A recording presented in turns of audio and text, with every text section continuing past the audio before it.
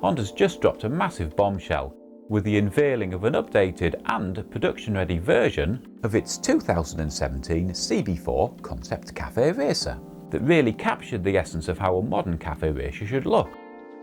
Now, it would appear that the CB4 Interceptor was just ahead of its time, as unfortunately it never made it to production.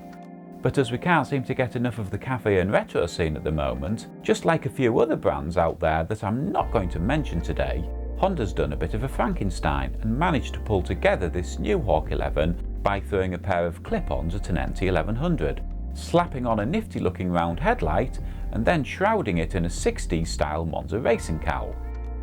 But here's the thing, you see, I'm not at all sure if what they've created actually works. But I think we'll come back to that a little later, as first I'd like to take a look at what this new Hawk 1100 will have to offer when it eventually hits the showroom floors.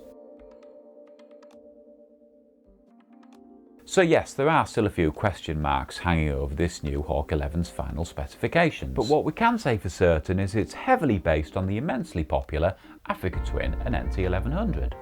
Now, to some of us it may seem a little strange basing a cafe racer like this on the frame of an adventure bike and the swing arm and 17-inch wheels of a sports tourer. But on the other hand, let's face it, if you run a company like Honda, it's got to make money. So by sharing as many components as possible, this brings down the production and R&D costs. But with that said, it doesn't necessarily follow that just because you can make it, you should make it. But as I said earlier, more about that a little later.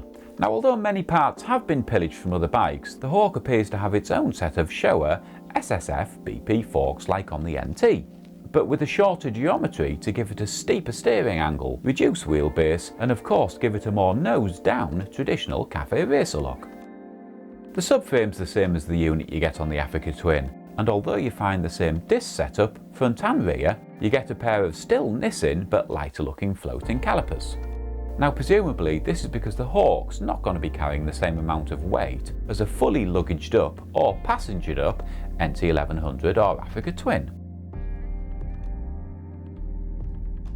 So some of the other stuff we know about this bike is it's going to be getting a 6-speed manual transmission, although Honda are keeping pretty tight-lipped about the option of a DTC semi-auto, but the bike will be getting a variety of rider modes and power settings. So if you're into tinkering with things like that, and you're looking for a large capacity retro number, this bike should be right up your alley, as it's almost definitely going to get the same 101 horsepower and 77 foot-pounds of torque as its big brothers. So at the moment, Team Red aren't actually saying when, or indeed if, this bike will get launched in the States or Europe. But given the popularity of the retro scene over here and in the US, coupled with the bike's engine being based on a Euro 5 compliant unit, the bike looks good to go for global sales.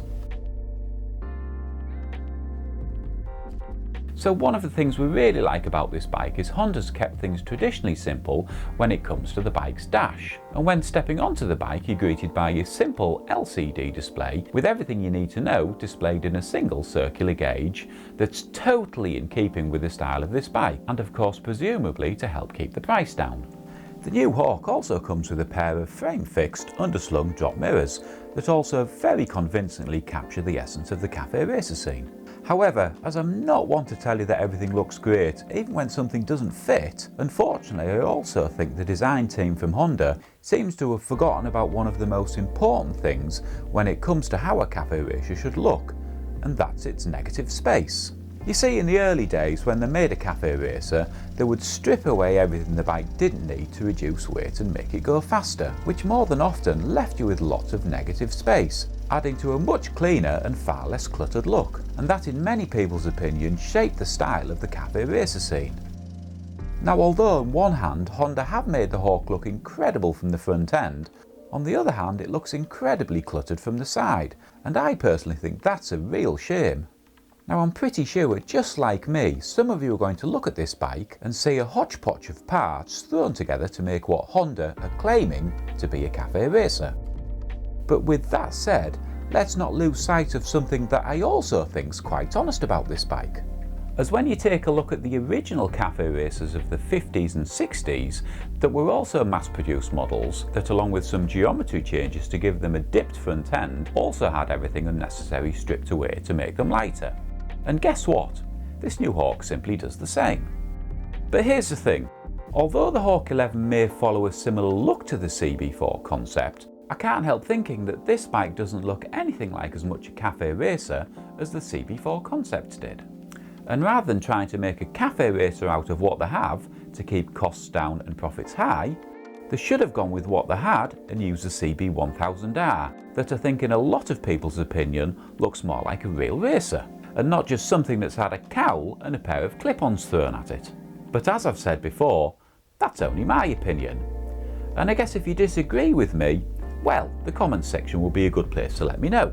Anyway, with that said, let us know if you think this new bike's the better choice, or alternatively, if you think they should have gone with the better looking 1000R. Anyway, as always, thumbs up if you enjoyed, sub if you want. Until next time, I'm out of here.